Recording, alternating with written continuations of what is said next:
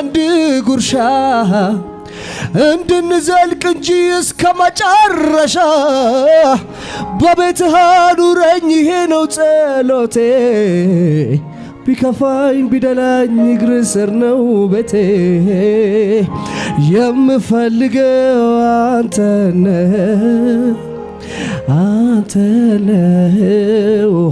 ምታስፈልገኝ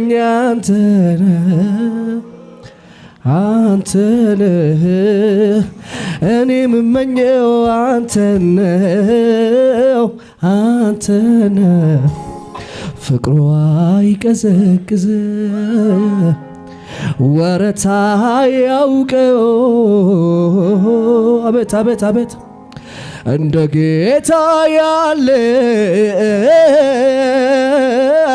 የትም አይገኝ የተናገረው